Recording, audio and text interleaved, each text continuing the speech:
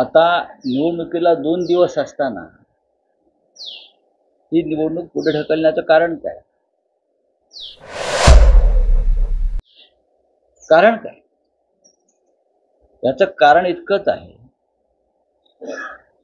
की शिवसेना या निवडणुकीत पूर्ण ताकदीनं उतरली आणि सर्वच्या सर्व जागा या निवडणुकीतल्या शिवसेना जिंकते.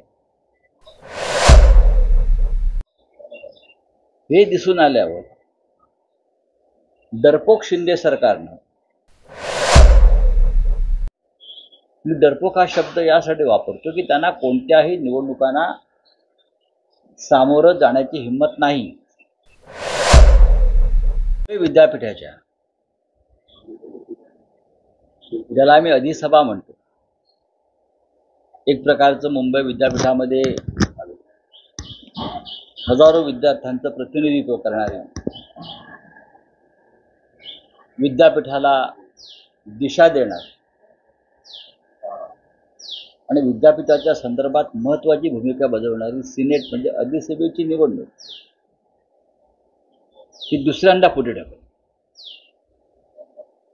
याआधी सुद्धा ढकलली. आता निवडणुकीला 2 दिवस असताना ही निवडणूक पुढे ढकलण्याचं कारण काय? कारण काय? याचं कारण इतकंच आहे की शिवसेना या निवडणुकीत पूर्ण ताकदीनं उतरली आणि सर्वच्या सर्व जागा या निवडणुकीतल्या शिवसेना जिंकते. हे दिसून आल्यावर डरपोक शिंदे सरकारनं, मी डरपोक हा शब्द यासाठी वापरतो की त्यांना कोणत्याही निवडणुकांना सामोरं जाण्याची हिंमत नाही. हे तुम्ही सातत्यानं पाहिलं असेल. जिथे पैशाची मस्ती चालते तिथेच हे निवडणुकांना सामोरे जातात. पण हा सुशिक्षित तरुण वर्ग जो आहे, पदवीधर, हा इथे मतदान करतो आणि आपलं विद्यापीठ, युनिव्हर्सिटी, मुंबईची जागतिक कीर्तीचं विद्यापीठ आहे, त्याला एक दिशादर्शक असं काम करतो.